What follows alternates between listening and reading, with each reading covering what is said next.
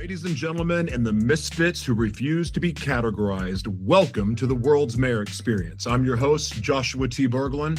For the new listeners, let me give you the lay of the land. We do not do small talk here. We do real talk. We strip away the corporate veneer and the media spin to get to the marrow of the human experience. I stand here as a man who has battled dissociative identity disorder and who navigates the world on the autism spectrum. But today, you're going to see something else. You might see me shaking. It just isn't in my hands. It's in my neck, my head, and my entire body. You might hear the struggle in my speech. These are not just tremors. This is my body reacting to the world in a way that most people cannot possibly imagine. I feel every frequency. It is painful. It is exhausting. It is a daily battle to even hold or talk into a microphone.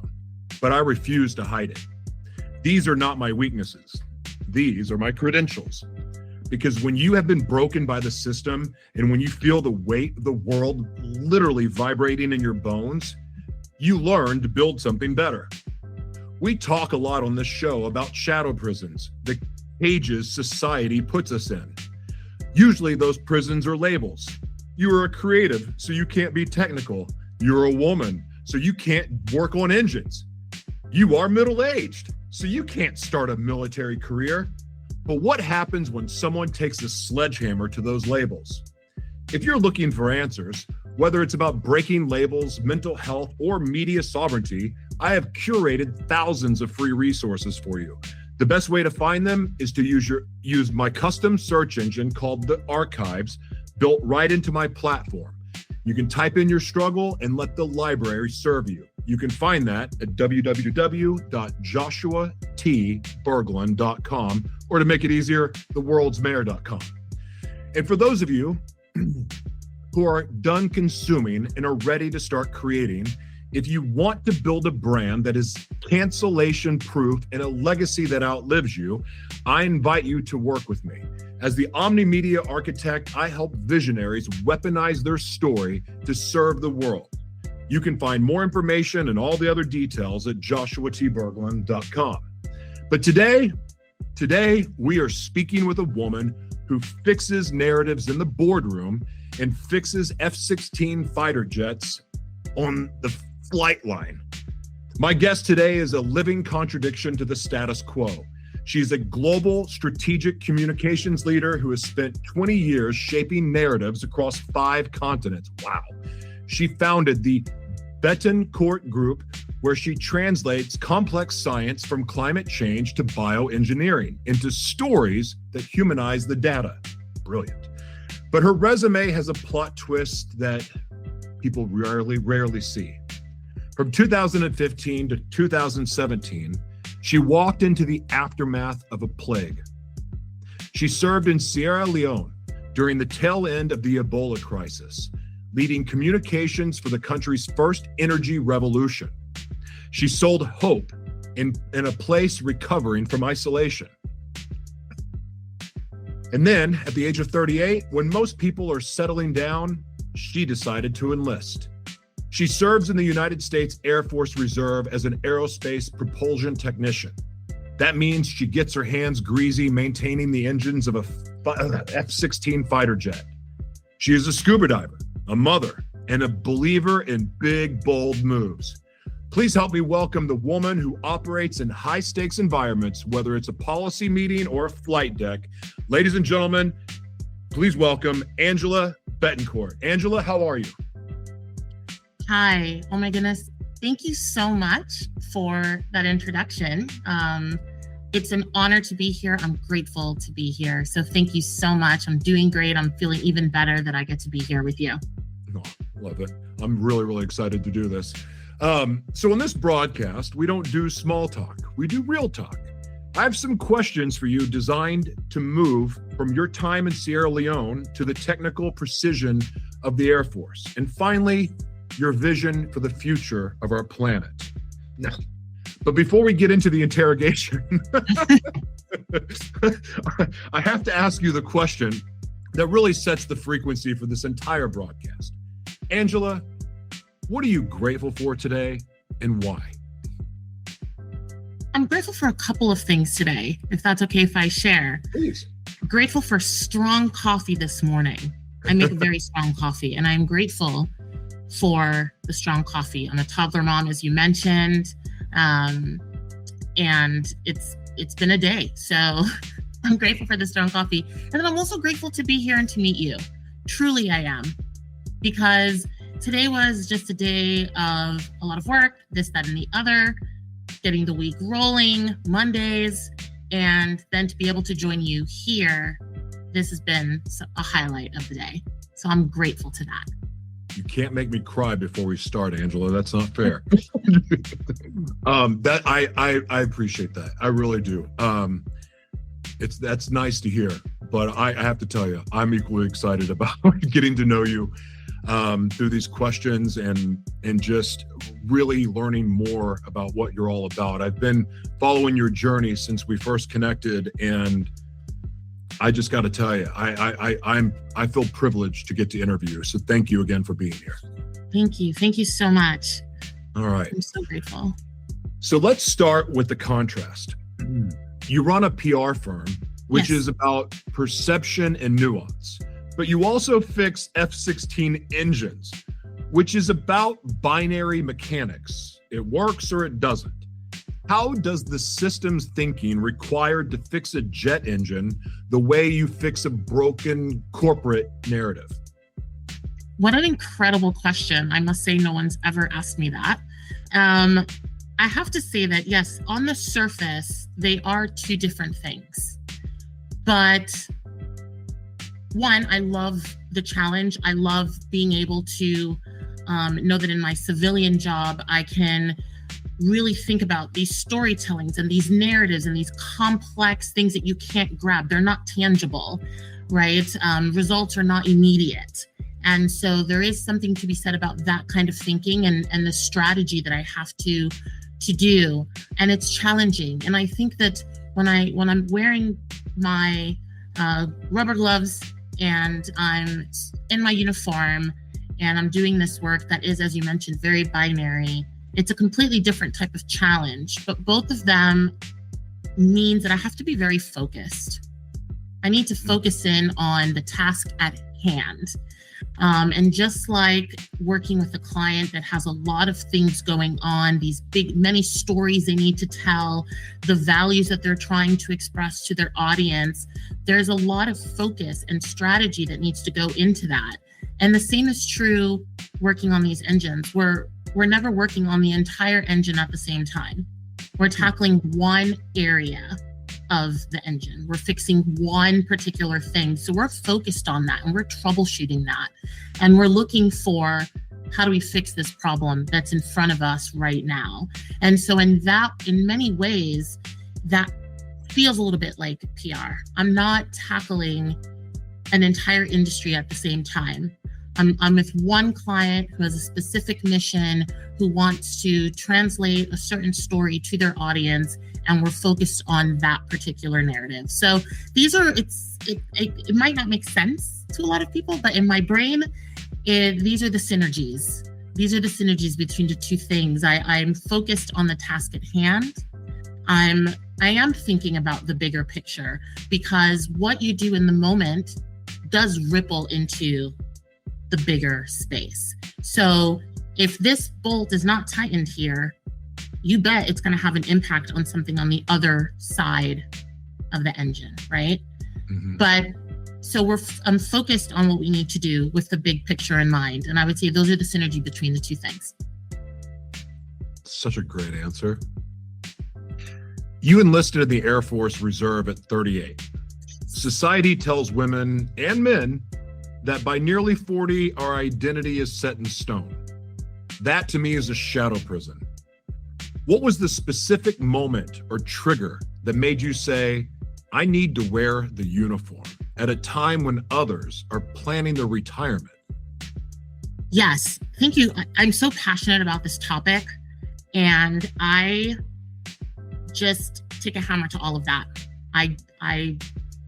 It does not apply to me, and everyone should believe that does not apply to them as well.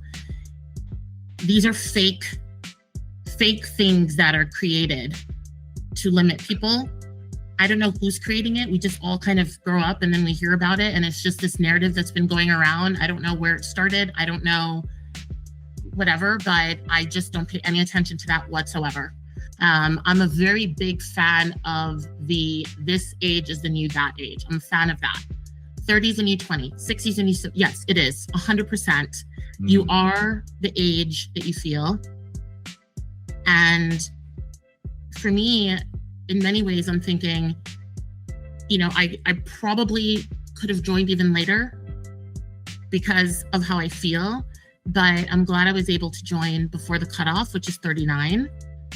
And I joined because that was in a time when I had already come back from Sierra Leone. So I enlisted in August of 2020. And I had finished grad school as well. So I was in this, and then COVID came and lockdown came. And I was in this place in my life where I was heavily reflecting, like many of us were doing during lockdown, because what else was going on? I was very much reflecting on a lot of things in my life at that time. And I'm grateful for that time to be able to sit and think, oh my gosh, wait, the whole world is shutting down. There is no job right now that I can go do, or anyone can go do. What happens if at that time I was doing in-house work for an agent, for a company in the marine space. And they were still functioning during the lockdown, but I was like, what if they weren't? I guess a lot of people isolated on their boats or something. So, but I'm like, I was just kept thinking about, what does this all mean in my life? I had just come back from 2 years in this very high intense environment. Then I jumped right into a master's degree immediately after that. And that program was amazing. It took us all around the world. So I got to work on some wonderful projects on many continents, even after my Sierra Leone experience. And then I was just sitting there in my living room by myself, wondering, I need to do something big. I need to do something bold. I'm ready for the next big challenge. And the work that I did in Sierra Leone alongside so many wonderful people was so rewarding. And it was a time when I was thinking about, how can I serve my country? What can I do for my country? All throughout high school and my childhood, I volunteered for a lot of organizations. I did Habitat for Humanity. I did a lot of things. So being of service is really part of my childhood. And sitting there in my living room that one afternoon, I was really thinking about and this was around January, February of 2020. I was thinking, what can I do that's going to have an impact and that's going to challenge me, while also giving me the opportunity to serve, while also giving me the opportunity to learn more and be a leader that I've always envisioned myself being. And because I have wonderful friends in the service, some of these little dots started coming together. And in February or March, right around the lockdown time, I very much started speaking to a recruiter and asking a million trillion questions. And then I spoke to one of my really good friends who's in the Space Force, who's incredible. He's a Chief Master Sergeant now. And he said, you should do it. You would be amazing at it. And I said, well, at the time I hadn't yet turned 38. I was 37. And I was like, I feel like I'm a little bit old. And he was like, no, you're fine. Like, forget all of that. If you want to do it, do it. And I did. So August 5th of 2020, I signed the dotted line and made my oath to protect the Constitution of the United States and all of that good stuff. And fun fact, I was one of the few people ever to be sworn in virtually, because we were not able to meet in person. So I remember hearing a lot about how a few people that enlisted in that time got sworn in virtually, and I was one of those people. So and it was one of the, literally one of the best decisions I ever made in my life. So on January 12th of 2021, I went off to boot camp. 38-year-old me went off to boot camp. And I was one of 38 women or 42 women, and I was older than my drill sergeant. I was the oldest woman in my whole entire, including older than the lady that was screaming in my face. And I don't know how I would have tolerated that, to be honest with you. It was, that's a whole other story. It was interesting. And I remember one of one of the youngest women. I mean, the average age was, I think, 21. There were 2 other women in their 30s in my group, so we bonded. And there was another, I remember there was a young lady whose mom, she's 20, I think she's 21, and her mom was my age. So I was like, wow, I could be your mom's best friend. And she even said to me at one point, I want to be like you when I grow up. And I just thought, okay, I get it. But I graduated boot camp with honors, and I came in, I think, 4th in fitness. Dang. So 4th in fitness, I was running circles around these 22-year-olds. You know what I mean? Doing more push-ups than I ever thought possible in my entire life. And left there with a great, tremendous amount of pride that I did that. You mentioned operating in high stakes environments. An engine failure costs lives. A PR failure costs reputation. Which pressure feels heavier to you, the physical risk or the reputational risk? Physical always.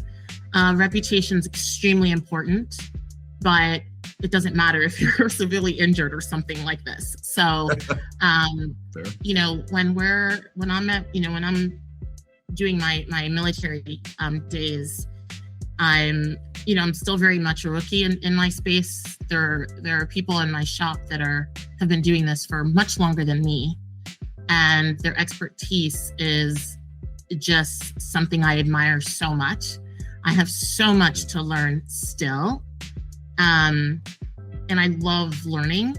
And so it's wonderful to be surrounded by other people in my shop that are just brilliant. I mean, they can close their eyes and they just know the engine so well. And that's what I aspire to. I want to get that good. And, but from the very beginning, from your training, you learn immediately what the risks are and why it's important to really learn your craft and become a subject matter expert, because something can go wrong and it can cost the pilot's life. It can cost other people's lives if the plane comes down on your house or something like that.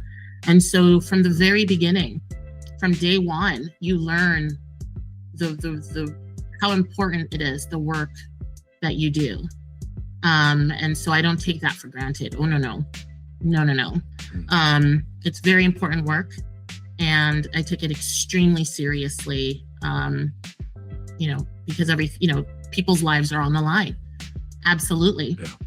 And then when I think about my PR work and the reputational risk of things, and what's interesting is the physical pressure is a lot more pressure, because if something goes wrong, your reputation is gone, right? Like if something happens, I was reading about the Concorde flight and, thinking about what happened to all of those people that made these critical errors connected with that flight. And so, that's reputational damage right there. So yeah, the physical pressure is 100% the most important. That's really insightful. Now, you arrived in Sierra Leone while there were still active cases of Ebola. God, how freaking frightening is that? You noted that the atmosphere wasn't necessarily fear, but rather a deep sense of exhaustion and impatience due to the strict restrictions on gatherings and touch. Can you take us on to that specific day when the WHO finally announced the country was Ebola free? What did that release of tension feel like for the people all around you? Yeah, when I arrived in country, the cases were on the downside, right? So I had missed that peak, and I'm positive that fear was very much a part of that entire thing, especially for people living in these rural communities that didn't necessarily have the full picture of what was going on, and they had the other narratives that dictated contradictory behavior to what, for example, international organization was telling them. So fear, I'm sure, was definitely a part of the experience. I can never speak to what they, people, especially people in these communities, what they went through. But in Freetown, where I was, when I landed, I met my incredible team. They had already been there for some time. They had been there through the peak. And so arriving there was, first and foremost, I was greeted extremely friendly at the airport. It was just this immediate friendliness. And the first Sierra Leonean that I truly had so much time to engage with was the person that picked me up from the airport. And he was then, and I know still is, just the most friendliest, lovingest person. And I remember talking to him about what it's been like there. And, there was the Sierra Leonean people are happy people, despite everything that they've been through, even before Ebola, the Civil War. I mean, everything that they've been through. My takeaway is that these are just resilient, happy people. So I remember arriving in country and it was this, you can't touch anyone. I remember meeting people on my team and everyone's doing one of these things or one of these things, and you're not hugging anybody, and you're just distancing yourselves, and you can't be this many people in a space at any given time. It was definitely, it was a shock of a adjustment to make. But the people on my team and all of the Sierra Leoneans that I worked with, fear wasn't really at the forefront. It wasn't like the leading thing. I think it was more frustration and just tiredness of this. I mean, for 2 years, pretty much, their school systems were shut down. They couldn't, it was just constant bad news, tons of media speculation, all of these people from all over the world descending in your country. I mean, it was just a period of, difficulty, right? And not to mention, of course, all the people that lost their lives, and sadness, a lot of sadness, I would say, more than fear. You had the sadness of what people had to experience, what people were continually enduring. And it was on top of the issues that the country was already having. And so when the World Health Organization, because I think there was actually 2 times that they announced it. The first time it didn't last long because then a case had popped up, if I'm not mistaken. But then the second time that they announced that Sierra Leone was Ebola free, I'm talking thousands of people got into the streets. It was like an immediate concert, just thousands of people celebrating. It was like, oh my God, thank God. And then, I remember going out to one of these kind of gathering points of people just with the music and the celebrations, and there was no personal space. I mean, I think people were craving there's no personal space in Sierra Leone. Like, people are just on the buses, people are this close to each other, sitting on top of each other. And that's a cultural thing. And I was talking to one of my colleagues and he's like, yeah, we're not uncomfortable with having people right on top of us. It's just part of how we've all grown up. And so to be able to witness, and I remember thinking, is this okay? Can we all just be here like this, just together and in each other's faces and dancing? And it really was. And that to me was such a powerful indicator of the type of people Sierra Leoneans are. I mean, they were just excited. Parties back on, clubs were open, restaurants got full. It was, let's get back to living. Let's get back to tackling these other issues that were present. Let's go back to getting the economy going again.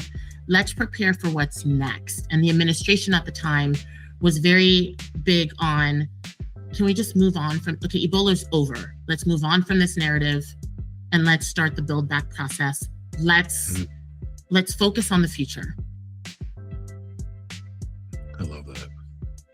Now, you led communications for the Sierra Leone energy revolution. You were trying to bring renewable energy to a people who had just survived a plague. How do you communicate innovation to a population that is just trying to survive? Is light a literal or metaphorical product? That's a really great question. And I have to say that before I even got there are people on the ground, people there that have been there for many years before I got there, that were working on a lot of infrastructure areas, the agriculture industry. Sierra Leone is such first of all, the climate is like perfection almost year round. You have dry season and rainy season. You don't have extreme weather, maybe 78 for the low. Like you don't get winter. They're close. They're not, they're closer to the equator. If you think about Sierra Leone, it's almost if you draw a line directly across the Caribbean, just the kind of like Venezuela, if you think about. So it's closer to the equator, so it's not this drastic winter or summer, but you do have dry season and you have rainy seasons, and the rainy seasons are like biblical. They're like nothing I've ever seen before in my life. It will rain 6 months without stopping. I mean, it's and then the dry season, it's no rain in sight and just sunshine. And so there still are people there that are looking at this weather that they have, the weather of Sierra Leone, and saying, okay, first of all, the soil here, agriculture, how can we take that to the next level? If you have sun for 6 months of the year, solar power sounds like a good situation, right? And so you do have people there that were trying to do, and still are there, trying to bring in solar power and make that a mainstream product, right? So what's interesting is, at the time when I was there was this thing called Power Africa campaign. It was being spearheaded by the United Kingdom and the ministers there at the time. And they were basically talking about the hundreds of millions of people across Africa, sub-Saharan Africa, that do not have electricity, energy poverty. And so there was this kind of energy compact to bring power to Africa by, I can't remember the exact date, it was like 20 something. And countries were going to sign this agreement that, yes, we were going to be on board, we're in it, let's collaborate, let's make this happen. And Sierra Leone was the first country of all of these countries in sub-Saharan Africa that said, you know what, we're in and we want to sign. Let's sign a document to say we're committed. The UK government said, this is wonderful, collaborated with the Minister of Energy and said, we're going to sign this compact. And then the Minister of Energy said, well, if we're going to sign this compact, we should just make it a bigger thing. Let's put on a conference. Let's create an environment that surrounds the signing of this compact. And thus was born the Energy Revolution. And the Energy Revolution became a movement, if you will, that was born out of a conference. And I and a very small team of us led this entire thing. I was a communications manager on this entire thing. I worked closely with the minister's comms team and a few other people on my team. And the core comms team was like 4 people. There were so many other people, right? So I was in the comms side of things, but obviously there were big power players here that were making this whole compact and this whole thing happen. But I am very proud to say that, yes, I led the communications effort of this conference. And out of that was founded REASL, which is Renewable Energy Association of Sierra Leone. And that was born out of this. And I helped draft their first communication strategy. And I remember sitting with the Minister of Energy, whose cell phone number I had, and had many meetings. I was at the table with many ministers many times. Once I was the only woman in a room full of Sierra Leonean men in power. And that was super interesting, but also great, and yeah, it was wonderful. And we did this big conference. We only had about 3 months to pull it off, and about 600 people came from all around the world. I had media come from all over media came from everywhere. I worked very closely with the entire team to pull this off. I mean, writing, helping to put roundtables together. I remember even sitting in my hotel room one night at 2:30 in the morning, cutting names out of, to put name tags into lanyards. I mean, it was absolutely wild, but we pulled it off and it was massively successful. And we got we got dozens of media impressions from all around the world. And I remember the person who was leading the UK program for our team pulled me aside and said, "You are a shining star." And then I was later told that the president of Sierra Leone recognized my work. So it was just an incredible experience that I'm pretty sure is responsible for a lot of the gray hairs that I have today. But it was worth it. That's wow. And I have so many funny stories that came out of that. Like so many funny stories. Yeah. I got lost in my thought about, some of the events that I've been able to produce and be a part of. And I was just visualizing the all hands on deck, doing whatever it takes, and that collective joy of bringing it all together and making it happen in a successful event. It's such a great feeling. The night that we were all out to dinner to celebrate that, the restaurant caught on fire.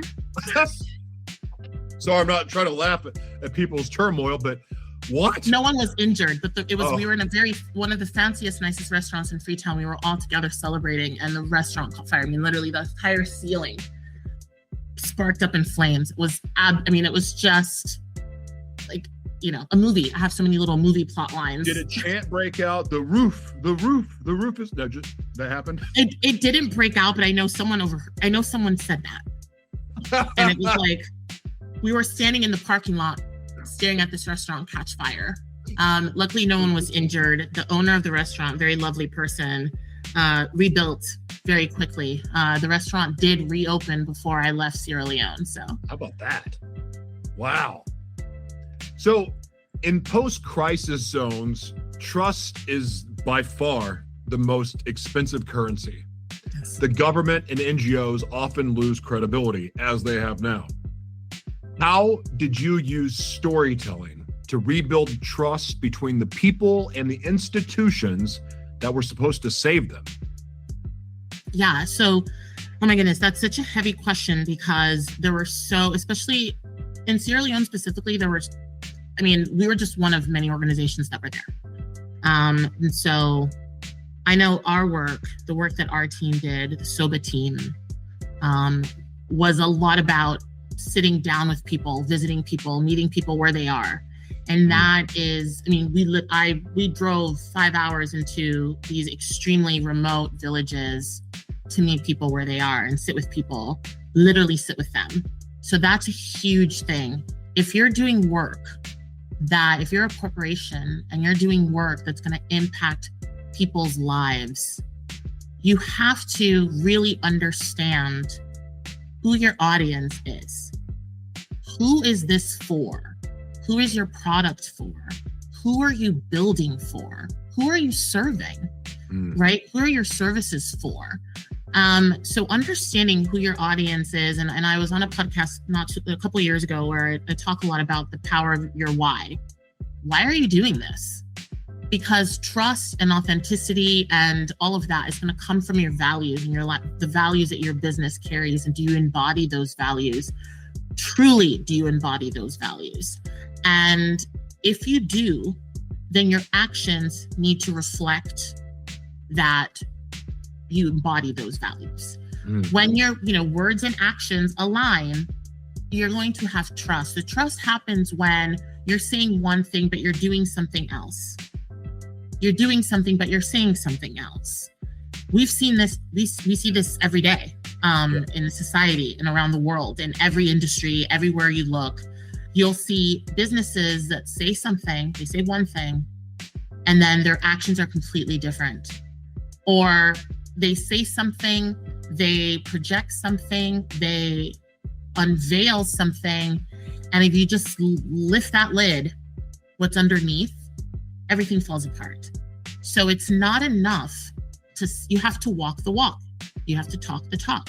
It's not enough to say, I'm a company that helps people do this. And then on the flip side of that, your paperwork, if you follow the money, if you listen to some off comment that your employee made and they're still employed with you, this is where trust erodes.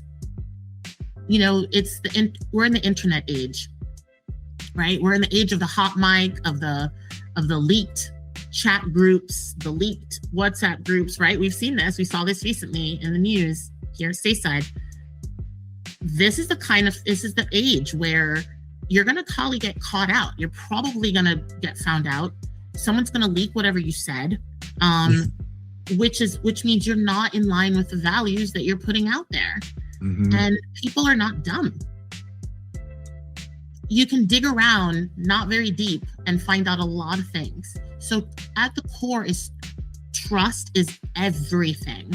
You break the trust, now you have to question everything else that company has done, things that company has put out, and you're going to lose customers, and it's going to be really difficult to bring that back, and it's going to be really difficult to rise above that. And so, it's just difficult, and I can elaborate. I don't know, maybe we can continue down that path, but it's trust is everything. Oh, for sure. Well, I mean, it's the age of Aquarius. There's, Yes. there's the holy book references to like all that's hidden will be revealed. There's a lot of that, but then also if you just think about the technological advances that we have, that's another reason why all secrets will be exposed. So however you want to look at it, whether it's metaphysical, whether it's biblical, whether it's whatever, the point is we're in a day and age now where truth is a absolute superpower, and truth is the ultimate vehicle in storytelling. It's a gift for people like me, that have a rough past and had mental health issues and all the other things. Like, the truth is literally the fuel tank for the engine that operates everything I do in omnimedia, in every form of media, storytelling. I use my story essentially to launch my career in the work that I do, because that's all I had. Yeah. And the best part about this is, even though I came out with the unfiltered truth about things that most people would never talk about, that was years ago. And so now watching all these things happen to all these people that have had the secrets, I'm like, man, I'm so glad I told the truth back then. And now I have this agreement with God that if I do it, I talk about it. In other words, I'm not going to hide it. So if I'm going to be a piece of crap, if I'm going to choose someone out, or I'm going to go to some after hours, which I don't do this, but if I'm going to go to some after hours party and see the sunrise for 4 days straight, like, I have to be willing to go, yeah, I did that, and talk about it. And that for me is a very comfortable place to be, but I'm watching other people really struggle with it. And the truth is such a powerful thing. And the other thing is too, not only is truth where you really find your tribe of people, yes, it's also how you learn your identity. Yes. And that is such an amazing feeling in a world that seems so fractured.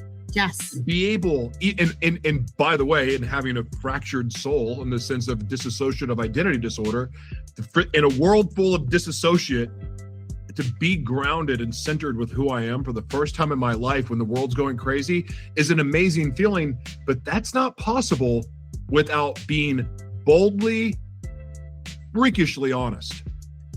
As you're saying that, I just keep thinking about, in this age of social media where everyone's highlight reels are on full display, it's difficult to show up as your authentic. It's difficult to show up in your authentic self. It's always been difficult to do that. Number one, right? We're in a world where it's showing up as who you really are is difficult. And I think that social media has made it such now, with everyone's seemingly curated, perfectly aesthetic lives, and the ability to show up as the aesthetic of whatever it is that you feel you want people to think of you, has made it even more difficult, which is wild, because it's an age where you can reach more people than ever. You can learn about more people than ever. You can learn about so many different ways of living and just so many different mentalities and people and cultures more than ever. And yet it's more difficult, in my opinion, to show up as you really are, because on the flip side of showing up boldly and meeting your tribe and finding your people are people that have taken this internet and these spaces for negativity. Yeah. And it scares people to show up as who they truly are. So when people can actually do it, it's something to celebrate, and the fact that you're living in your truth and showing up in your authentic way is wonderful. It's a wonderful thing in this world. It is freedom. You know, you must sleep the best at night. And I think a lot about that. You know, I think a lot about, like, I put my head down at night and I have a clear conscience, you know, I sleep well in that regard. So yeah, I think that's the best gift that you can give yourself, for sure. Well, and it's also the best gift you can give to people you love. Oh, 100%. Especially if they've been held captive by your secrets. It also helps free other people. When you see people show up boldly like that, it helps, it nudges, it reminds others that, hey, maybe I can do this too. Yep.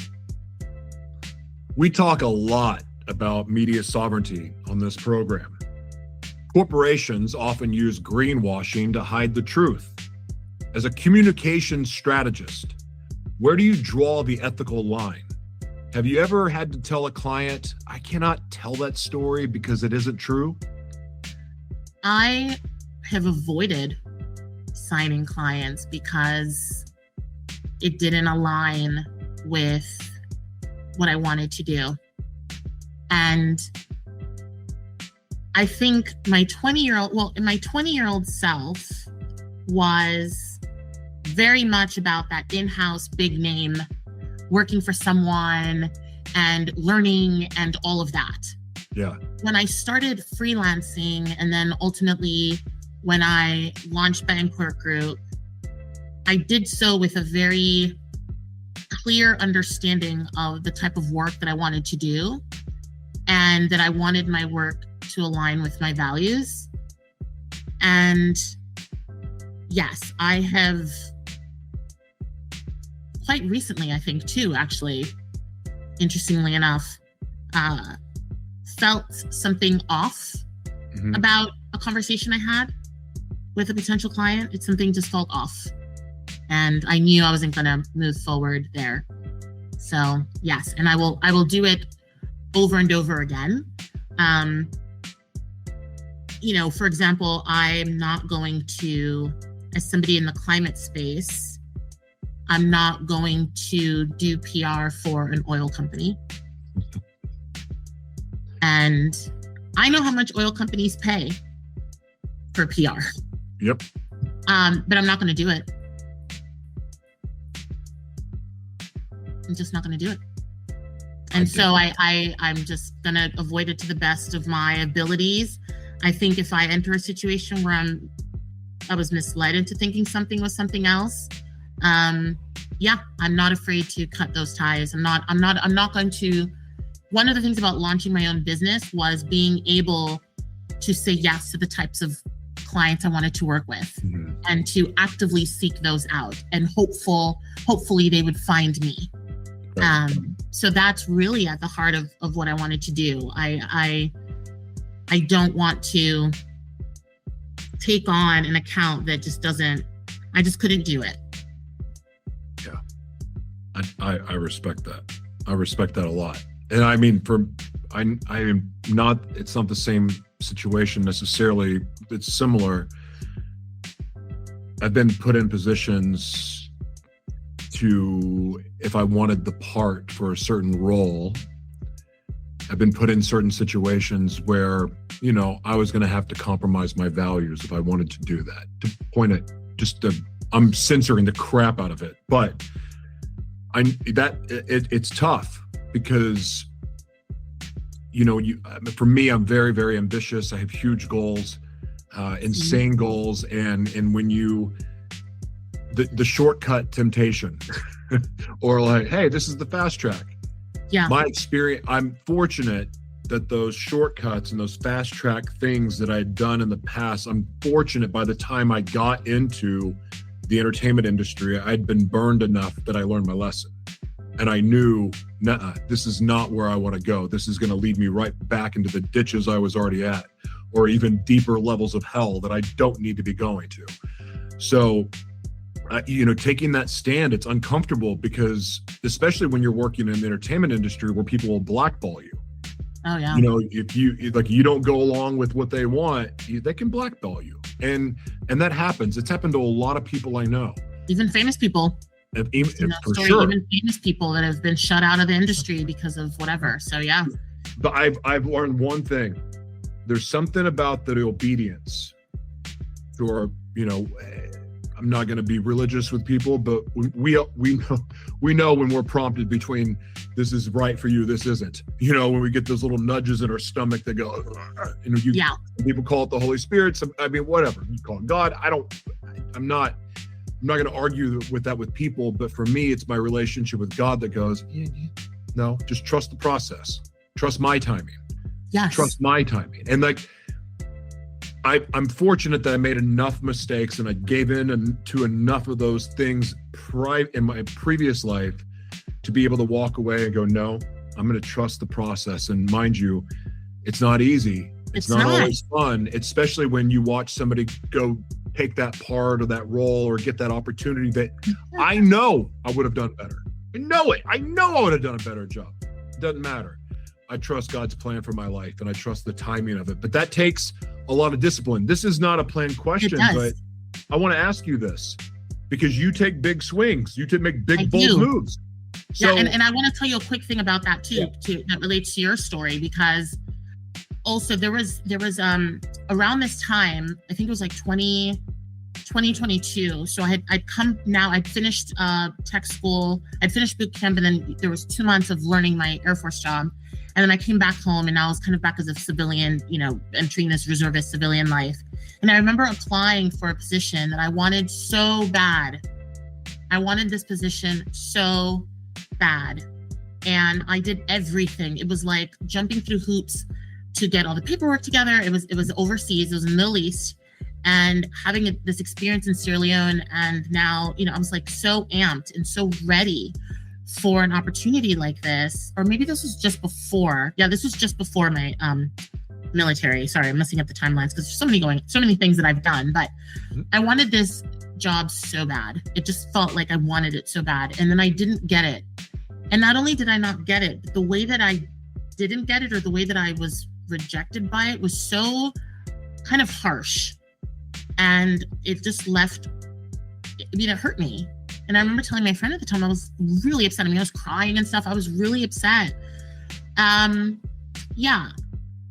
year later, this place where I wanted to go was in the news. And boy, oh boy, when that was not meant for me. I had no business being there. I had no business going there. That would have been very bad for me had I been in that situation. And in hindsight, I was like, sometimes if you don't get something, it's a good thing. It's a very good thing. And so, I say that because it's like the timing of, timing the process and trusting the process and knowing that if it's not for you, it's not going to be for you. And that definitely, like, looking back, I'm like, oh my gosh, girl, you dodged a bullet. Literally, the whole place broke out into war. It was horrible. It would have been so bad. And I was not meant to be there.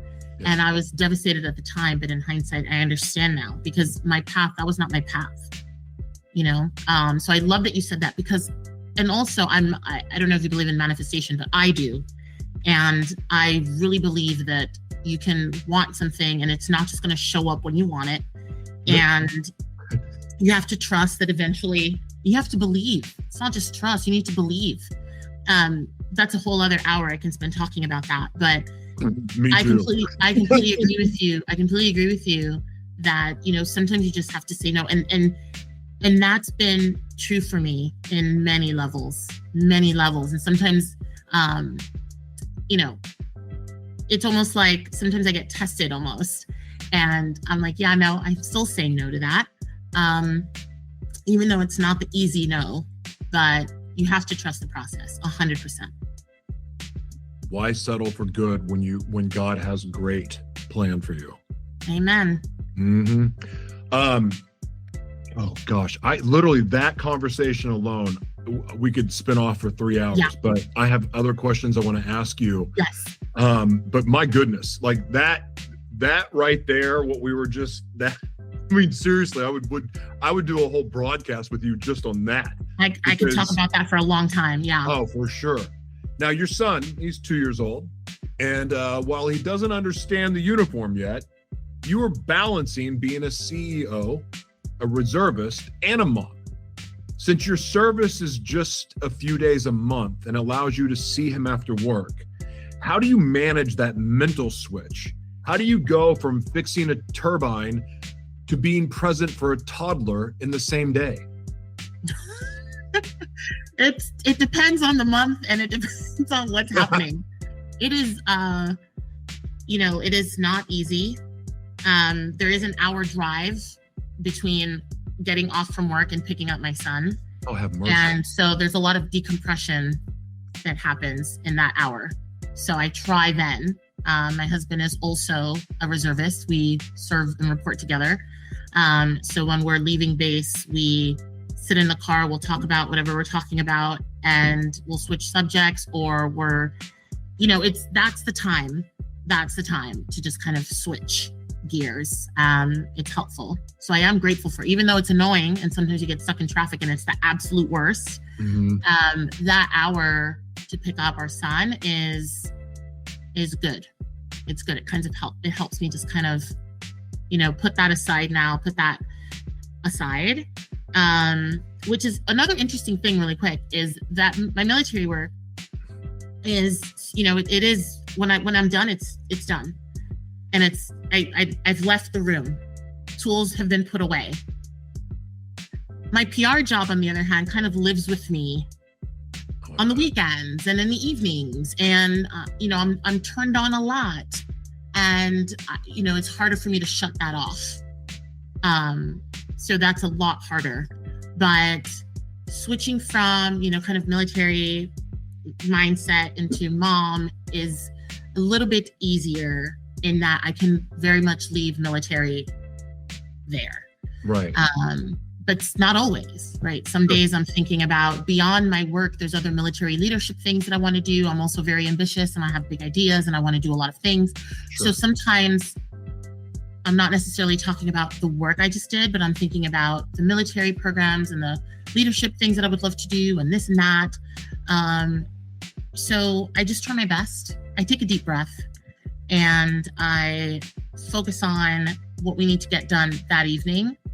Our military weekends are Saturdays and Sundays. So Saturday evening, it's about, okay, that's done. Now let's just have dinner and let's just kind of relax and get ready for the next day. Sunday, usually we're done. So it's time to transition back to home life. And then it's about, what groceries do we need for the week? That kind of thing. Mm-hmm. You are a fellow in social economy. That sounds academic. Break it down for the street. Does social economy mean making money while doing good, or does it mean redistributing power, or is it both? Social economy is putting people at the center of financial systems. And it's about creating pathways for a more equitable and just economy for everyone to participate in that economy. And it was a fellowship that was occurring during my time getting my master's degree. And it was so eye-opening. It was incredible. One of the things that we had to do, and it was very, very hands-on. One of the things that we had to do was, we were given a scenario where we had a real check that we had to go cash. But we were someone who didn't have the right documentation. We were basically giving new personas, like a personality, and we had to go out into the world and try to cash this check as somebody who's underemployed, who doesn't have all the paperwork, who doesn't have access to the same resources, who doesn't have a mobile phone that has an app for their banks, and who had to get this check cashed and then had to try to get a money order. And we had to go do those things for real. And it was extremely difficult. And what we learned was and this was in the DC area. In the DC area, there were thousands of people that were in the exact same situation that we were stimulating. And it was mind-boggling. It was like, are you kidding? Wait, what do you mean I can't do this here? Wait, what? Predatory practices, predatory people. It was so eye-opening and incredibly is such a powerful lesson about what social economy means. Social economy is about the economics of equitability and ensuring that financial systems work for everybody. They work for everybody. I mean, that's kind of, maybe I'm oversimplifying it, but that's it in a nutshell. And you're not. It is simple. I didn't mean to cut you off, but it is more simple than we make it. And the one thing that I wish, because I'm very fortunate that I get to work with the global organizations that I do, but then also I'm a realist. And, I'm fortunate that I've been able to see kind of multiple perspectives about global agendas and know the underworkings, kind of behind the scenes activity. So I have a very, I think I have a very healthy, realistic view of the future world that we're going into, what the real risks are, what the pros are, what the cons are. And the thing I get very aggravated with is, first of all, I'm a conspiracy within the conspiracy theorist. Means even conspiracy theories I question. I know there's truth in it, but I even question that. But I also question the narratives that were given in the media. And then I question and I look and see what agendas, global agendas, what the think tanks are talking about, like the global think tanks with the UN, with the World Economic Forum, their plans, the Rockefeller Foundation. I read all of this stuff. So I get to see it through multiple lenses. And the most frustrating thing to me, it's beyond frustrating, it makes me so mad, is that when people say that they're telling the truth, they're giving a small piece of it.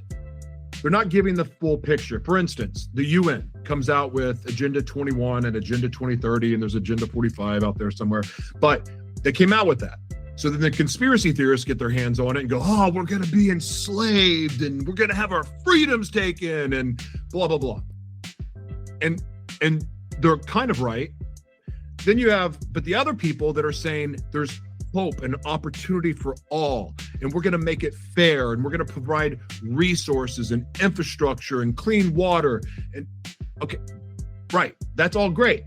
Some people see that as a threat because they're going to have their normalcy taken from them. They're going to have their lives disrupted. As humans, we do not like change. However, these changes and these agendas are meant to, or at least in theory, help everyone make the world fair and just for all. The problem is, with the conspiracy theorists aren't telling the truth, and the UN and the World Economic Forum and the Rockefeller Foundation aren't telling the full truth either. And there's no middle ground for people to come together because one feels threatened, the other feels like it's hope, so they're all sold out, so they're pushing that narrative and agenda. There's no one there to try to build the bridge. And what I'm getting at is this. I studied Agenda 21 and Agenda 2030, the Rockefeller Report, Future of Industry. I've read every book that every World Economic Forum and United Nations leaders put out. I have a good understanding of the future world that we're going into. Part of being a futurist and a visionary and a trailblazer. That said, I was able to figure out for myself in the studying the opportunity that was available for all. And there is absolutely an opportunity. And guess what that opportunity is? Media literacy. Not media literacy as an understanding between real and fake news. I'm talking about the understanding of how to use all of the media tools that are available. And there's metaverse, there's think about all of the video platforms, the audio platforms. You can publish books for free now. You can create merchandise for free. Every form of media is now accessible into the hands of all of us. Mm-hmm. And the most amazing thing about that is that all those tools, you don't need money to start a business. You don't need even an education to be able to start this business. Because if you like storytelling, this goes back to storytelling. There's some people that have been disabled their whole life. They're mentally ill. They've been incarcerated. They were trafficked. They have sensory issues, so they can't be around people physically. And so they've been cut off from the world. They've been cut off from opportunity. They've been cut off from education. And yet here we have this vehicle that anyone can use to create endless revenue streams, tapping into their God-given gifts, God-given talents, and their life experience, their intellectual property, aka their stories. And there's literally endless revenue streams with that formula alone. I've written multiple books on it, But for the life of me, I've been watching all of these world leaders talk. I attend most of the UN meetings. I get to attend meetings of the World Bank. I listen to what the world leaders say. I listen to what the conspiracy theorists say. And no one has talked about this very basic thing. But there's an opportunity available for all. And I don't even know what the real question is, except to say, we have all this information out there, and there's all of this opportunity, but it seems like there's a wall keeping this bridge from being built to bring everyone together. My mission is to build that bridge, but I really don't know how. Again, I don't really know what the question is in that, but I wanted to share because I know storytelling is a big part of what you do. It is. Truth is important. Do you have any comment to that rant I just gave you? Well, I thank you for your passion on all of that. I could definitely hear your passion. And, again, I mean, that everything you just said is a whole other 3-hour conversation, to be honest, right? There's a lot to unpack there. But I will say this. I'll say that in this information age where there's so much available to us, right? I think it's important to break it down. It's when people talk about climate change and then they're not specific. Or people are like, I'm going to live in Africa. And I'm like, where? Where in Africa is a continent? Where in Africa are you going? Tell me the country and then tell me the city where you're going to be. Like, you can't just throw out these big ideas. I think the important thing is breaking it down into chunks, right? People want to talk about climate change. Yeah, okay. Climate change is like this. Climate change is 10,000 in the air. We need to come on down. And what I'm hearing, what I'm hearing from what you're saying is, where do we begin? Right? Where do you begin to break down barriers and build bridges and start to break through noise and actually inform people, actually start making those connections? And I think the answer, my humble opinion, is we have to pick a point and then start from there, because it's too big. It's too big. There's too much going on. And so I have so much respect for people that are like, okay, let's start with the social economy in DC. What can we do in DC to empower more people and make the equitable system, financial system work for everyone? Let's start there. And then what's the next step after that? We realize, okay, educating people that certain resources are available is a huge part. I talked to a lot of people that weren't even aware that they can maybe go to the library and get a form that they need, right? You were talking about these every day you can start a business. You can go to your public library. Most public libraries are going to have forms that you can fill out, and you can talk to a librarian. God, thank goodness for librarians that are going to help you and say, you know what? Here's a form that you can start. You need to register here. You need to go here. Then maybe check out this YouTube channel, because they talk about how to create a page on Wix, or a page on Squarespace, or a page on WordPress, so you can get your website up. And now we're breaking it down. I think, especially someone who, like you, because I already know you, big thinker, big ideas, let's go, right? There's so many things that need to be corrected. There's so many things we can take on, myself included. I'm that way too. And a colonel in the Air Force who I deeply admire, whose career is mind-boggling to me, I asked her one day, how do you do everything? And she said to me, how do you eat an elephant? One bite at a time. Right? Because I'm one of these people that are like, I want to be involved. I want to take it on. Like, let's do it. There's so many big things I want to accomplish, and so many things that we can solve in the world and problems. But right? How do you break down these walls? How do we bring all these things together? All these big people are saying all these things, and I see it. But how do we distill that down? And I say, we pick a point, and we pick an area, and we pick a community, and we start there. And I say that because I think that applies to climate change. That applies to so many of the injustices that we're seeing. Is let's start in our own community. Let's start in our backyard.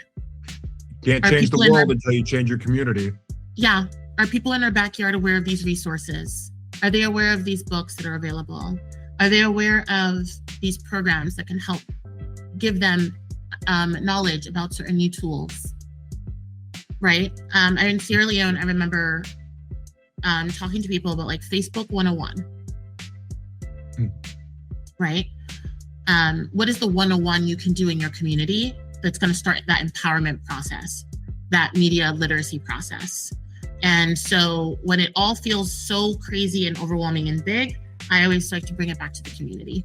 And that helps me not feel like frustrated with the world, is to think about my own community, my own backyard. Smart. To me, it starts with the youth in the community, because I believe that the youth, especially now, like if a child, if a teenager can run a YouTube channel or a TikTok channel, they can run a media organization now. And they do. They can be a one-person media organization covering every form of media by themselves now, and they can do it without spending a dime. That is a fact. Look at Mr. Beast. He started a YouTube channel in his bedroom in his mom's house. And look at what one person, look at what what one person has been able, and I love that he has Mr. Beast philanthropy channel, because look at the impact he's trying to have in the world. And it started with a young guy sitting in his bedroom in his mom's house that was supposed to be studying for a test, decided to launch a YouTube channel. But it's to your point of the media, that's the good about the internet and these platforms that exist today. That's the good part of it. And now it's just about empowering people and encouraging people and having that ripple effect in your community, your neighbor, in schools, to say, here's how you can step it up. Here's how you can have impact. Here's how you can change your life. Here's how you can find meaningful work or talk about the things that light you up. Angela, I'm the world's mayor, and I'm going to give you the power to enact one global communication law. Oh boy. One rule that every news outlet and corporation has to follow when talking about climate change. What is that rule? Or what is that law? Beyond tell the truth. All of it. I would say, remember the people. Remember the people that are going to be most impacted by what you're about to say or not say. I think that's a gold rule for all of us. Sorry, I didn't mean to interrupt you. Yes, no, but I think truth, and then at the heart of that is remember the people that are about to be impacted by what you do or do not say. And I think that is true. Okay, this question's going to keep me up at night, so watch me think of like 5 more answers beyond the truth part, because the truth is just, that's right. Like, let's center that. That's the main thing. But I think that the people, we have to keep the people at the heart. The people that are going to be the most impacted, and this is so true of climate change, because this is the problem about climate change. And very interestingly enough, we're seeing this right now. We're seeing this right now with data centers. These data centers are going up in these communities, and people are starting to say and see the impact that these data centers are having in these communities. So let's be truthful about all of this and keeping the people that are about to be impacted by this data center in their backyard, what that means for them, and what these data center people, data center implementers, I don't know what they're called, what these data center implementer people, speak the truth and speak it at the heart of in mind of the people that are about to be impacted. And so that's what I would say, because at the end of the day, what you do and do not say is going to have a direct impact on the community that you are in. And so tell the truth and communicate the full story to those people. Yeah, that's my law. And if everyone does that in every community, then the world's a better place, or at least a more transparent place, because transparency, there needs to be more of that. There needs to be more of that right now in this world across the board. It doesn't feel good to have well-funded agendas forced down anyone's throat. It doesn't, especially if you don't understand what it means. Exactly. I speak a lot about smart cities need smart communications. That's like a keynote that I like to give. Ooh. And it's about, we've seen these big cities, people come to the table with these big plans, these big cities that we want to build and do, and they're going to be smart and sustainable and and then they fail. Why did those cities fail? Because the people were not at the heart. And in that keynote, I talk about a city in South Korea, smart city, one of the first smart cities that was built. Nobody wants to live there. Nobody wants to live there. People are living there, and the people that implemented this plan had to cut back. They overestimated how many people would come rushing to live there. No, a lot of people don't want to live there, and they were not communicated about the benefits of living there, how their data was going to be handled, all this smart. How are you using my data? How are you, how is this going to impact my life? You have to, you need to be communicative. You need to communicate with people with truth and transparency. That's my international law. That's a perfect law. And the other thing that they should talk about, they need to have an honest conversation, because the research has been out for over 40 years about how frequencies directly affect people with trauma. There has been research out for 40 years about this. When I started talking about what was going on with me, because I've only had this for 2 years, I know exactly how it happened. Exactly. And it's even more confirmed after they ran every medical test possible, and I came out perfectly healthy, which is insane if you know my life. That said, I had the medical research already.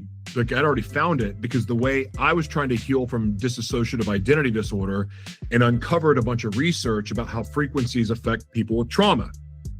And I'm not going to go into this story right now, but that research has been out for 40 years. And so while they were pushing 4G and then 5G and then 6G, which is really us connected to the internet, and which is not a secret, that's the biodigital convergence. That's it.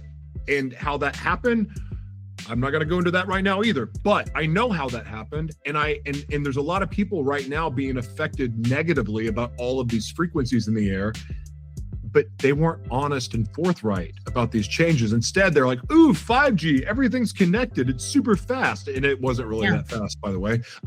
But they were making all these promises and hype it up, and they give you all the candy, and they throw the sugar and the donuts at you, which is or dessert. But then when you find out, like when you get the bill later, maybe there's some things attached to that bill. I'm using a bad analogy here, but maybe there's some things that come along with all this, the sugar and icing, the diabetes, the frequency diabetes. There's like, they weren't forthright about that. And then the people that tried to speak out about these frequencies and how they affect people, they got silenced. We can't have that, because here's the thing. No one right now, they weren't honest with us about, oh boy, I'm going to go down a wormhole. They're not honest with us about a lot of the things they push down our throat. Yeah, and that doesn't feel good, especially because of how it affects people. Just be honest and let us make our own choice. Let us have body sovereignty. Again, your passion. I hear it. And listen, that's super interesting. I'll definitely look some information, because I'm not, again, there's so much I don't know, and I'm always looking. But I always think about, and we've seen this time and time again, and I think it's going to be really interesting. But I mean, we saw this with cigarettes, right? Cigarettes are fine. Okay, they're not fine. 50 years later, right? but I mean, it's not, we've been here before, right? We've, as a country, there's a history of something comes out and then it's really, really good. And then we realize, oh my gosh, it's really, really bad. And then they try to correct. And then it's on to the next thing, right? So it's on to the next, whatever that is. I think what's going to be really interesting, and it's something that I'm following very closely, are microplastics. Oh, I think, that I'm so glad that there's so much more coming out about this now. I'm so glad that I'm seeing so many young influencers on the TikTok, and Betancourt Group is an incredible plastic scientist, Dr. Jennifer Brandon. She's a plastic science expert and researcher. And more and more and more is coming out about microplastics now. And it's got me thinking, okay, how long have we known about the dangers of potential microplastics? It's a question I like to ask. We're just now at the beginning of understanding microplastics. They've been out since the 50s. Microplastics came into the fold into the 50s, and then in the 60s they really took off, and then polyester fabrics, and now we know that it's in polyester fabrics, and now we know that they break down in your laundry, and now we know all of these things. And so, it's always, right, there's always something that we discover, that we learn about, that is like, oh wait, wow, how long have I been ingesting microplastics? Okay. And now it's coming out about, well, what can we do about it? And now more research is coming out, and now there's so much more knowledge about connections. And again, it's still, we're in the beginning of understanding what it is. Yeah. But the ramifications of what's being discovered is huge. Yes, it is. When we're learning that microplastics increases stroke and this, that, and the other, you're just like, oh my gosh, like, wow, right? So again, we can go down these conversations, but my whole thing is that, we're always, as the information age continues to evolve, as we continue to introduce all of these new things into our lives, artificial intelligence, data centers, this, that, and the other, there is going to be a time where we're going to, 20 years from now, understand AI in a way we didn't now, and the impact of that. We're seeing the cognitive impact of AI right now already. What does that look like? Right? So it's difficult. It's difficult. And I will say this, once we do know something, then I always encourage people to continue to research that thing. So microplastics, the conversation about microplastics is not mainstream yet. It needs to be. It's not as mainstream as I'd like it to be. Not enough people are aware of it yet. But the ramifications of that knowledge is huge, and it's going to create a ripple effect in the industry. And so there is going to be resistance, and there is going to be industries that are like, yeah, but not our fabric, but not our thing, but not this thing, not our spoons, not our plates, not our cups, not our...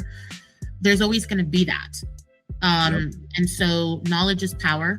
Research, talk to people that know about it, read the industry journals, read the scientific journals, read information, and read, and learn as much as you can with whatever information's out there about these topics.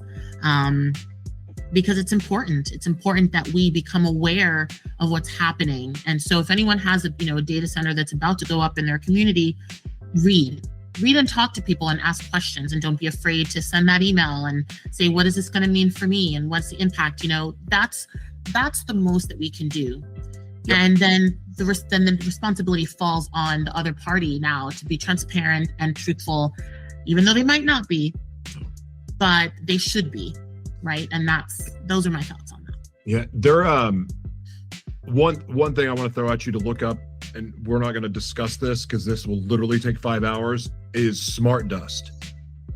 Everyone out there listening right now or watching, look it up. Just look it up. Okay. Look it up, because Trump's talking about it openly. He's been talking about 6G under the skin openly. Connect the dots. And the conversation about microplastics and smart dust go hand in hand, by the way, and just not necessarily in a direct way, but it's very, very similar trajectory. So when you get in, if you just look it up, there's amazing real, this is a real term, a real thing, and it's not a secret. It's spoken openly about, and it's sold as something very, very good. But I will tell you that the trimmers I have also connect to that too. So we've got two questions. I'm about to go down a rabbit hole, I'm sure. Oh yeah, have fun with it. And you may have to come back and we'll discuss it. Now, Angela, there's someone listening right now who's 40, 50, even 60 years old. They think it's too late to pivot. They think they are too old to join the military, start a business, or even dive into the ocean. Look into that camera and tell them why they are wrong. Well, you might be too old to join the military. That's unfortunate. If you're 38 or 39, you can still join up until you're 40. Like if you're you can sign the contract the day before your 40th birthday. So there's that. If you are physically able and it's something that you're interested in looking into, and it's something that you've been thinking about, if you're not 40 yet, I still think it should be like 42, but that's a different conversation, because I feel like I could still pass that PT test today, I think. In fact, I'm pretty sure I can. But that's a whole other conversation. So yes, with the exception of the military, unfortunately, you can, if you're still breathing and you're still have a will to do something with yourself, and you still have dreams and you still have goals, do not let your age stop you from achieving what it is that you want to do. You want to go scuba diving and you're 65, look up Dr. Sylvia Earle. Look her up. If you think you're too old for scuba diving, look up that name. What an iconic woman in her 90s, okay? This woman has been diving forever. She is the legend, okay? Age is nothing if you can physically do what it is that you want to do. If you have the will and the mental fortitude and physically able to do that task, please, please, please do it. As long as you have breath in your lungs, you must do it. Actually, you owe it to yourself to do it, and you owe it to your older self to do it, because you do not want to come to the end of your days regretting that you didn't do the thing. Amen. Most businesses are not started until people in their age 50s or something like that. Look up that statistic as well. The internet will have you believe that everyone who's starting a business and is successful is 22 and they launched a podcast and they freaking are number one on Spotify and they're 23 and they drive a Mercedes and they live in a house and all of that. That's happening to 0.2% of YouTubers and 0.2% of social media influencers. So good for them, good for them. But the reality is your average age of people who start a business are actually so much older than you think it is. And age gives you something that you can only get with age, and that is lived experience. Lived experience can only be acquired with living. So that's it, the end. You are just getting better. You are just getting wiser. And you need to do it. You owe it to your future self. And you owe it to yourself right now. So just do it. Just do the thing. Please, please, please, please, please, please. If you want to write a book, go write it. You want to launch a business and you're 65, go do it. You want to run a marathon, still go do it. I think the person who ran the New York Marathon, the oldest person, I think they were 80 or something.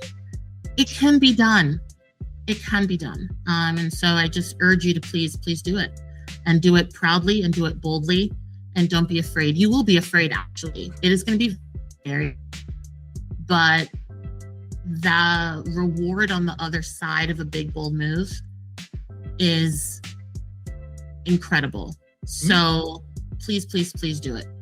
And there's something else too. There's a platform called Baby Boomers that is for that 50, 60, 70-year-old people that are wanting to get into media.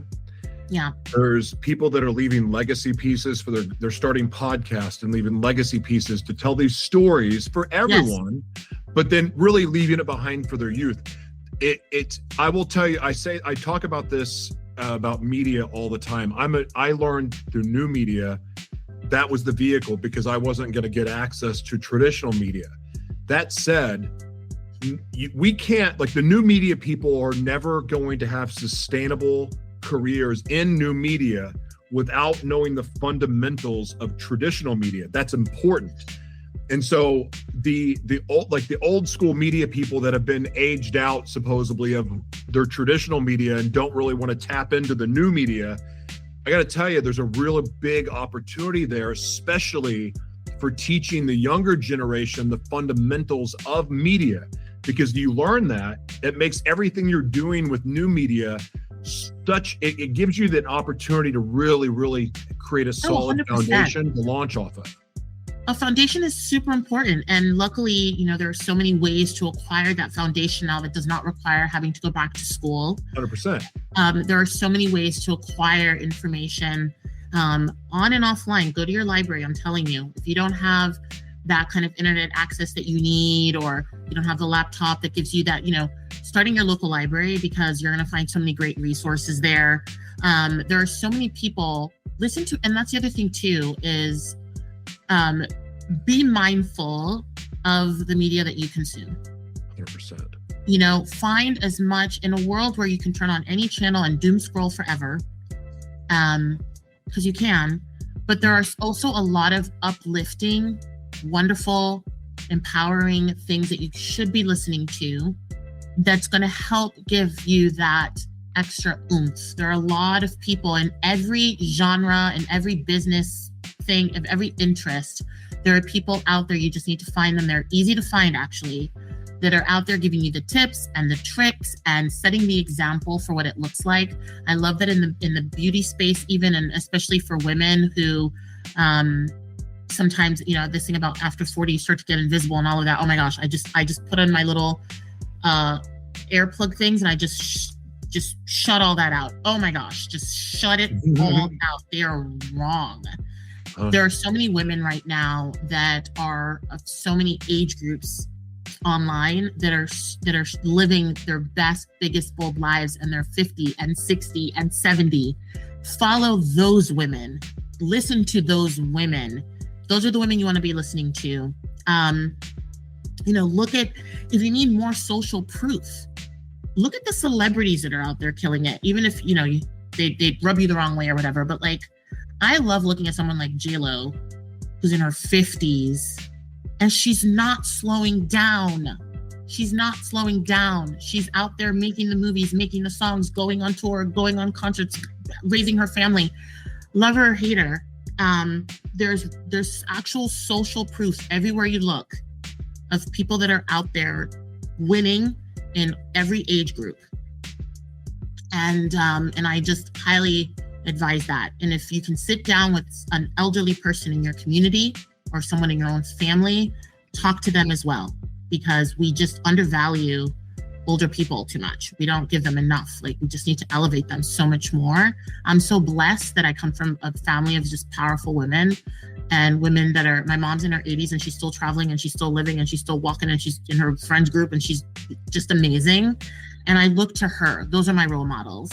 So you're hearing it from me first. Don't listen to the noise of people that are trying to keep you down, and walk your path and do what you want to do, because 100%. That's advice that I follow myself. I won't get into it because I don't know if we have that much time, but even in my personal life, I've just never been on the same timeline that people say.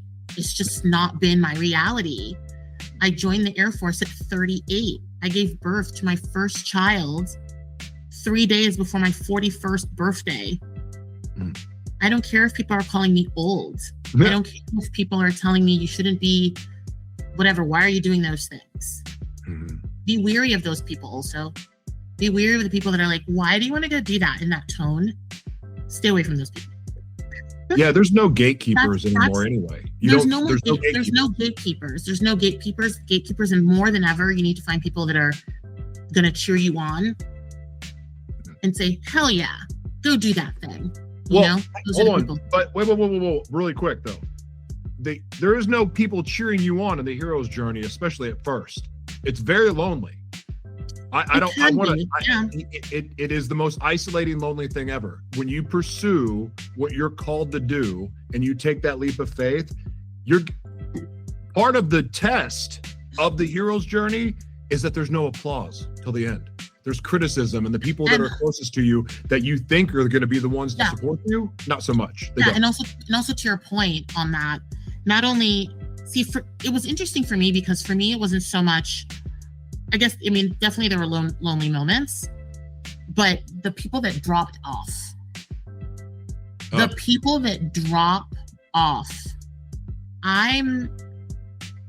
it happened to me, and it feels like it happens almost every time I do like a big, bold move. Somebody drops off. And it was very painful, friends and people that I thought would be there. Just Sierra Leone was a big one. Oh boy, did my French circle shift. Oh, I'm sure at that point. So to your point, yes, it can be a very lonely experience, and people will drop off. Not everyone's meant to be on the journey. And then you meet other people along the journey. Heck yeah. And then you become really, really grateful for really small things. Yeah.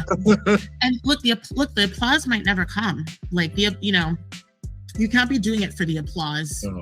And you have to be doing it because it's just what is in your heart to do. Soul journey.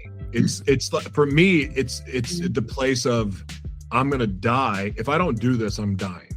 Like, this is like, for me, what I'm doing is what gets me out of bed every day. It makes it worth fighting.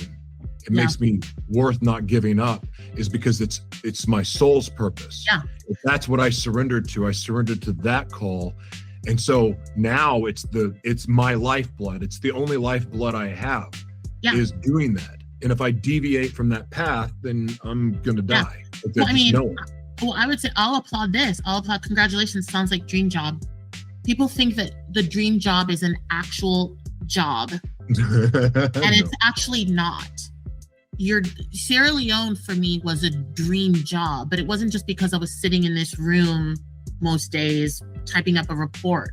Mm-hmm. It was because of the full embodiment of the experience of the transformation within me, the impact I was able to have, the people that I was meeting, made it the dream job. And then I realized the dream job is not necessarily that actual physical job. The dream job is that you are working on a path that is your calling and your mission, and that speaks joy to you. And for me, my journey and this business that I have now is my dream job, and what I'm planning next, the next big bold move that's brewing right now behind the scenes is part of that. It's part of the dream job. And I think maybe we should reframe it as not the dream job, but the dream journey, because the dream journey is you're doing the things that are, and especially someone who's, and especially if you're going to break out on your own, you'll probably have 2 or 3 things going on at the same time. You have the podcast, but then you're writing, but then you're also speaking, but then you're also So those are multiple jobs that I think make the package of the dream journey. And right now I'm on my dream journey again. And I'm so fortunate. And it sounds like you're on your dream journey. Oh my God, did I just coin something? I coined it here first. You did. If dream journey starts popping up on socials, this is the proof that I coined it here first. But yeah, I think we should be on dream journeys that, and part of the dream journey is because you're doing, even if you have 3 different things going on, I am going to be launching a podcast soon, which, by the way, you should come on. I do want to launch a podcast, and I hope I can monetize that podcast because we have to feed ourselves. But it's all very much in alignment, right? I'm doing work that's in alignment, and I'm getting paid for it. And I feel like that's the dream journey that I'm on.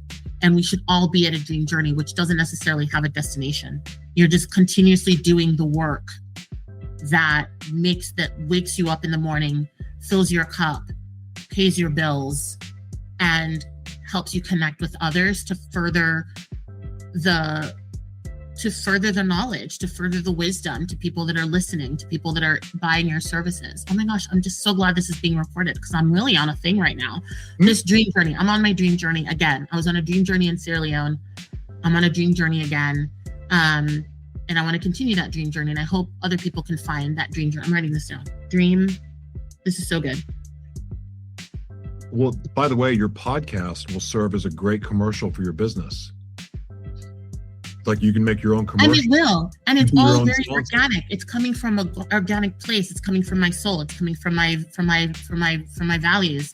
And so I have no problem putting that out into the world because it's coming from this place of my mission. Another good thing that you can do with your podcast is flip it into a book. I told you some stuff was happening behind the scenes. Don't start giving all my secrets. I wrote the blueprint in the book on the media monetization. So I've got a million ideas, but this is not about me. This is about you. So I am working on a book. You're one of the first people to hear it. It's coming. I love it when people announce things on my show. I'd make a guess. I can literally talk to you all day. But what I would like to do, because we've covered a lot of ground today and we've gone a lot of different directions. But what I would like to do now is to give you the mic and you get the last word. But here's a little instructions before you give your last word. I want you to plug everything you want to plug. I don't care if it's an underwater flute recital. If that's what you want to promote it. But also anything that's on your heart, any statement, your mic drop moment, anything that you want to say that you feel that you need to say that you didn't get the opportunity to say on this program. The floor is yours. You get the last word. I have to start with gratitude. Thank you so much for having me on. This has been so lovely. I was kind of like ill over the weekend with stuffy nose and congestion. And I feel like, look, it's clearing up while I'm on this podcast. This is so great. No, this has been truly wonderful. I'm grateful and I appreciate you having me on. So that's first and foremost. I run a PR business. And if you are, and here's a funny point from earlier. I will say no to something that doesn't align. But if you're a business or an organization and you're ready to genuinely step into a more sustainable space in the core of your business, reach out to me because Betancourt Group, we are all about environmental and social impact, positive environmental social impact. And if you're ready to start making an impact, you're ready to truly transform into this space and say, you know what? I really want to have sustainability be at the core of what we do, but that means uprooting everything and starting over and rebuilding. Send me an email. Let's have a conversation. If you're already in that space and you are looking to elevate your story a little bit more, you're looking to just reach people, you're looking to up your communications game, your outreach game, your community building game, Betancourt Group, please reach out. Website's groupbetancourt.com. Betancourtgroup.com will also take you there. Find me on LinkedIn. I'd love a good LinkedIn moment. And also, I love speaking. So if you are looking to bring a speaker into your organization to talk a little bit more about big, bold moves or to talk about the importance of communications and transparency, please reach out to me because I would love to do that. I want to do more public speaking in 2026. So I'm putting it out there now. That would be absolutely wonderful. And I will leave it with big, bold moves. It is a real philosophy that I live by. I talk about it. I'm writing about it. I've lived it. I am currently living it. If you have a big, bold move that you want to make in this life, do it. And just go for it. Follow that hunch, follow those ideas, honor yourself, honor your ideas. And I think my final words are, we, as a society, we really need to show more empathy. I've traveled all over this world. I've lived in so many cultures. I have friends on every continent except for Antarctica. And people are good. And this world has so much beauty in it. We have so much to offer each other. We have so much to learn from each other. My goodness, we have so much to learn from each other. Please open your minds. Let's learn from each other. Let's embrace each other. And I think that's going to really be, that's just the way. So. Generate by AI.